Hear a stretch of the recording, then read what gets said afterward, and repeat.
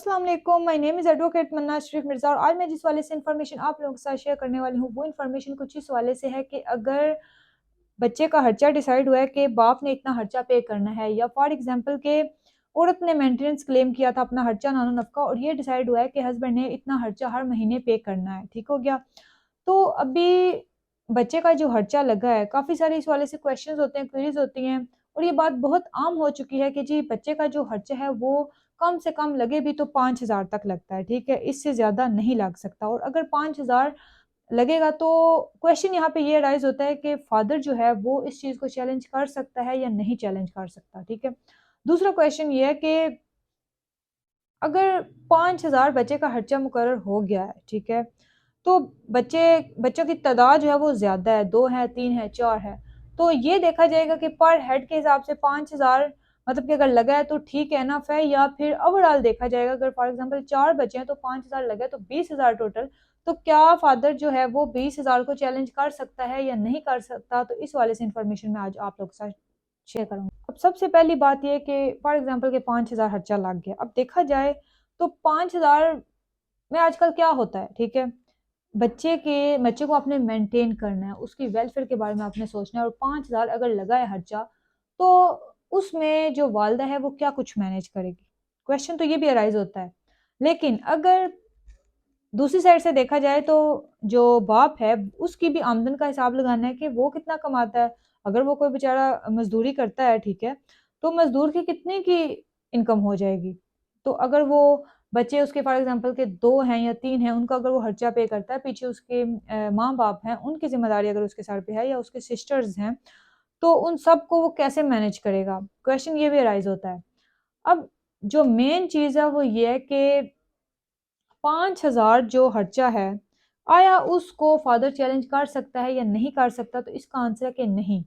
जो बाप है वो चैलेंज नहीं कर सकता। 5,000 के ऊपर लिमिट लगा दी गई है कि 5,000 अगर मेंटेनेंस मुकर्रर हुआ है तो आपने ये चैलेंज नहीं करना। आप चैलेंज करते हैं, ठीक है, जाएँ आप एडिशनल के पास जाएँ, उसके बाद हाई कोर्ट, सुप्रीम कोर्ट तक जाएँ, सिर्फ़ 5,000 के लिए कि जी इसको कम कर दिया जाए खर्चे को, मैं पे नहीं कर सकता। तो इस चीज़ को रोकने के लिए, लिटिगेशंस को रोकने के लिए ये डिसाइड हुआ था कि अगर खर्चा 5,000 तक, मिनिमम 5,000, मतलब ये नहीं कि 5,000 ही डिसाइड होना है, मिनिमम बच्चे का खर्चा 10,000, 20,000, 25,000 भी लग सकता है, ठीक है।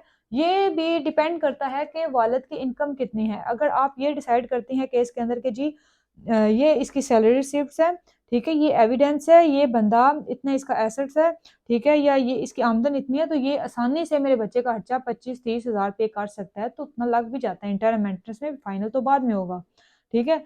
अब बिल्कुल ये कोई आप ये ना समझे कि बस 5,000 की बात है कि अगर औरतें सोचे भी कि केस हमने करना है, वो सोचे कि 5,000 ही मिलना है तो हम केस फाइल नहीं करते, इससे बेहतर है कि हम खर्चा क्लेम ना करें। ये है मिनिमम, मैं आपको मिनिमम कम से कम बता रही हूँ कि 5,000 मिनिमम खर्चा लगना है। तो अगर बाप ये सोचे कि मैं इस चीज़ को भी चैलेंज कर लूँ तो नहीं, इस चीज़ को वो चैलेंज नहीं कर सकते, इसके ऊपर रिस्ट्रिक्शंस हैं, ठीक हो गया। अब दूसरे पॉइंट की तरफ आते हैं कि अगर बच्चे का खर्चा जो है वो 5,000 से ऊपर है, ठीक है, फिर तो उसने चैलेंज करना है तो उसकी अपनी विल होगी, ठीक है। अब अगर बच्चों की तादाद 2 है या 3 है या 4 है, ठीक है, और पर बच्चे का अगर फॉर एग्ज़ाम्पल 3,000 भी लगाएँ या 4,000 या 5,000, तो बच्चे का जो खर्चा है 4 बचे हैं, उसका 20,000 बन गया। तो अब यहाँ पे ये क्वेश्चन है कि क्या वो ये देखा जाएगा कि 5,000 तक लगना चाहिए था खर्चा, तो ये तो 20,000 लग गया। ओवरऑल ये अब इस चीज़ को चैलेंज कर सकता है या नहीं चैलेंज कर सकता? या ये देखा जाएगा कि पर हेड के बच्चे 4 बचे हैं ना, तो पर हेड के हिसाब से 5,000 लगा है, तो अब ये बंदा जो वालिद है ये चैलेंज नहीं कर सकता। तो ये इस वाले से रिट पिटीशन भी थी, ठीक है? उसमें ये डिसाइड हुआ था कि अगर बच्चों की तादाद ज़्यादा है तो पर हेड के हिसाब से देखा जाएगा। ये नहीं देखा जाएगा कि 5,000 तक लगना चाहिए था, अब इससे ऊपर लग गया 20,000 है तो अब जाके आप चैलेंज कर दें। अगर 20,000 भी लगता है 4 बच्चों का, फिर भी आप चैलेंज नहीं कर सकते। ये जजमेंट नहीं, ये रिट पिटीशन है, पास हुई थी 2017 में, फिरोज़वाला की मोहम्मद असलम वर्सेस फैमिली जज। रिट नंबर है 126306, ठीक है। इसमें ये डिसाइड हुआ था कि बच्चों की तादाद के हिसाब से अगर 4 हैं, 3 हैं या 4 हैं, तो उनका खर्चा अगर पर हेड के हिसाब से 5,000 लगा है, तो फिर भी ओवरऑल अगर फॉर एग्ज़ाम्पल कि 20 बन भी जाता है, ठीक है, तो मतलब कि मेन इस रेट पिटिशन से ये आप डिडक्ट कर सकते हैं कि पर हेड को देखा जाएगा, ओवरऑल नहीं देखा जाएगा। अगर 3 या 4 बच्चे हैं तो आपने ओवरऑल ये नहीं देखना कि 20,000 खर्चा लग गया तो आपने जाके उस चीज़ को चैलेंज कर देना है, नहीं, आप चैलेंज नहीं कर सकते, ठीक है।